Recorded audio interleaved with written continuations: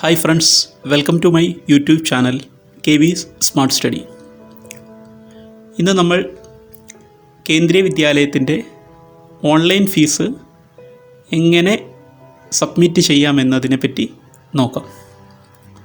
അപ്പോൾ പുതിയ കുട്ടികൾക്ക് അഡ്മിഷൻ നടക്കുന്ന സമയത്ത് ഒരു അഡ്മിഷൻ ഫീസും ഓൺലൈനായിട്ട് മാത്രമേ KVയിൽ കൂടെ അടയ്ക്കാൻ പറ്റൂ. അതോടൊപ്പം തന്നെ ഫസ്റ്റ് ക്വാർട്ടറിൻ്റെ ഫീസ് അടയ്ക്കണം. അപ്പോൾ ഇങ്ങനെയുള്ള രക്ഷകർത്താക്കൾക്ക് തുടക്കത്തിൽ ഒരു ബുദ്ധിമുട്ട് ഉണ്ടാകും. എങ്ങനെയാണ് ഓൺലൈൻ ഫീസ് KVയിൽ അടയ്ക്കുന്നത്? അതിനുവേണ്ടിയാണ് ഈ വീഡിയോ ചെയ്യുന്നത്. യൂണിയൻ ബാങ്ക് ഓഫ് ഇന്ത്യയാണ് കേന്ദ്രീയ വിദ്യാലയത്തിൻ്റെ ഓൺലൈൻ പോർട്ടൽ. അപ്പോൾ KVയുടെ ഓൺലൈൻ പോർട്ടലായ യൂണിയൻ ബാങ്ക് ഓഫ് ഇന്ത്യയുടെ ഒഫീഷ്യൽ സൈറ്റിലേക്ക് നമുക്ക് പോകാം. ഏതെങ്കിലും ഒരു വെബ് ബ്രൗസറിൽ നിങ്ങൾ KV ഓൺലൈൻ ഫീ പേയ്മെൻറ്റ് എന്ന് ടൈപ്പ് ചെയ്യുക.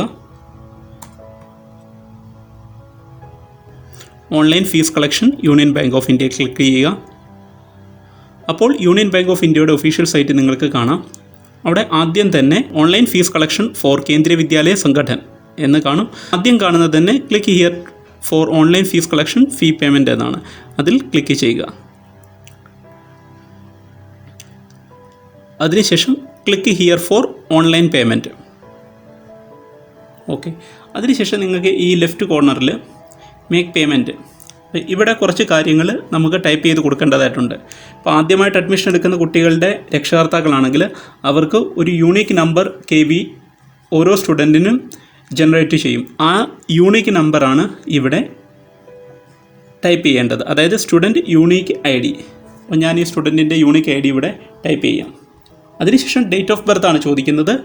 സ്റ്റുഡൻറ്റിൻ്റെ ഡേറ്റ് ഓഫ് ബർത്ത് ഇവിടെ ആഡ് ചെയ്യുക. അത് ഇയർ കൊടുക്കുക, അതിനുശേഷം മന്ത്, അതിനുശേഷം ഡേറ്റ്.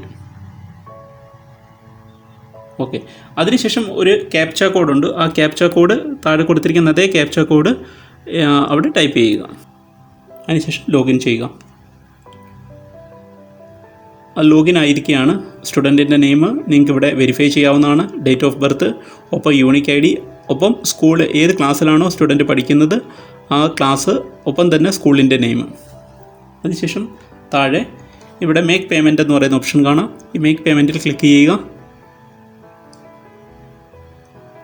അപ്പോൾ സ്റ്റുഡൻറ്റ് ഡീറ്റെയിൽസ് നേരത്തെ കാണിച്ചതുപോലെ തന്നെ unique ID number, student name, date of birth, സ്കൂളിൻ്റെ പേര്, ക്ലാസ് ഏത് ഡിവിഷനിലാണ്, നിങ്ങളുടെ കാറ്റഗറി, ഒപ്പം തന്നെ ഏത് ക്വാർട്ടറിൻ്റെയാണ് നിങ്ങൾ പേയ്മെൻറ്റ് അടിക്കുന്നത്. ഇപ്പം ക്വാർട്ടർ 1ൻ്റെയാണ്, ഏപ്രിൽ ടു ജൂൺ എന്ന് പറയുന്നത്. അക്കാഡമിക് ഇയർ 2020-21, 2020-2021 അക്കാഡമിക് ഇയറിലെ ക്വാർട്ടർ 1ൻ്റെ പേയ്മെൻറ്റാണ്, ഏപ്രിൽ ടു ജൂണിൻ്റെ പേയ്മെൻറ്റാണ് അയക്കുന്നത്. ഇവിടെ നിങ്ങളുടെ മൊബൈൽ നമ്പർ നിങ്ങൾക്ക് ടൈപ്പ് ചെയ്യേണ്ടതാണ്.